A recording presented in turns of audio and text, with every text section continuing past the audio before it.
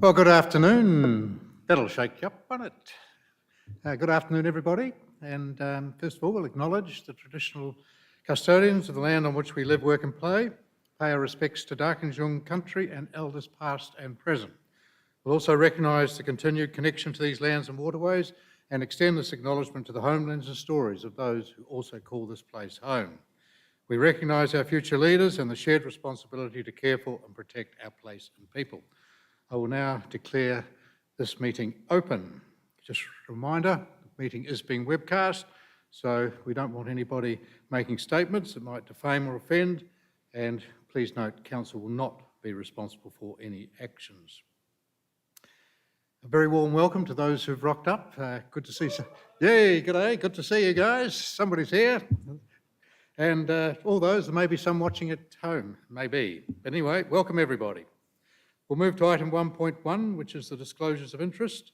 So I don't believe anyone here has got a disclosure of interest. So we'll now note and receive the resolution for that item 1.1 as shown on the screen.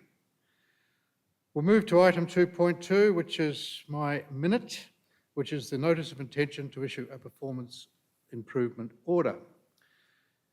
During my tenure at Central Coast Council's administrator, I have worked closely with the other administrators from across New South Wales to drive improvement at the Central Coast Council.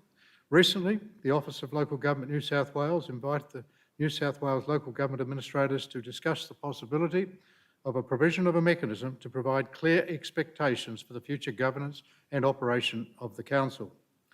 So therefore, on the 2nd of September 2024, I received a formal letter from the Minister for Local Government, the Honourable Ron Honig, MP, giving notice of his intention to issue a performance improvement order, brackets PIO, to the Central Coast Council under section 438A of the Local Government Act 1993. And that you can see on attachment 1. The Minister's correspondence notes that Council is now well placed to deliver services and infrastructure to the community now and into the future. The proposed PIO sets clear expectations for the future governance and operation of the Council and identifies actions to be taken to ensure that Council's sound financial position is maintained during the transition to an elected Council, and refer to attachment 2. The Minister's reasons for the proposed order are summarised below. Council needs to keep its budget discipline and maintain its financial sustainability. Council needs to ensure it maintains access to appropriate staff expertise and engagement to provide secure advice to the councillors on financial, governance and regulatory matters. Council should only be changing strategic priorities with a clear understanding of costs and have supporting strategies to ensure that Council doesn't fund initiatives through either debt or inappropriate access of restricted funds. And Council needs to continue to deliver and implement the changes required as part of the McCulloch inquiry. I also note that the Minister for the Central Coast has already outlined some of his concerns that the government has with some of the candidates' platforms that they're standing on.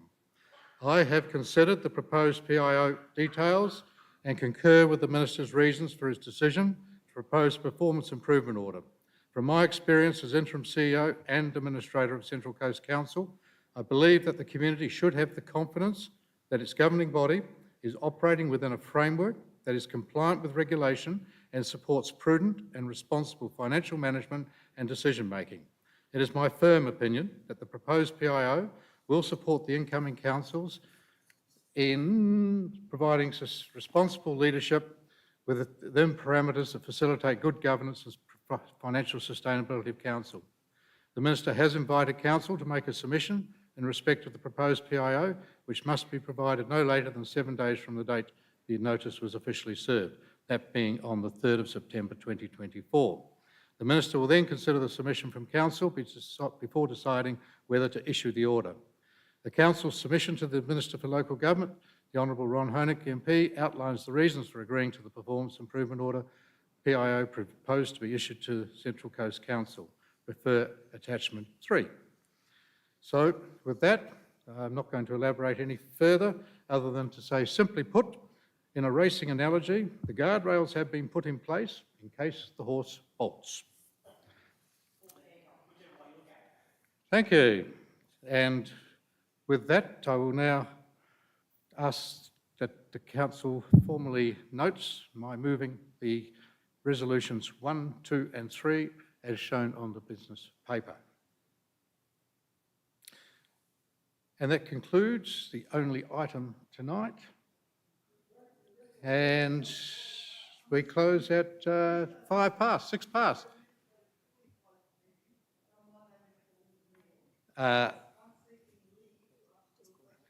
So the meeting is actually closed, and the agenda doesn't provide for it. As I said, the staff set the agenda, so I am unable to. I will come up the back and happy to talk to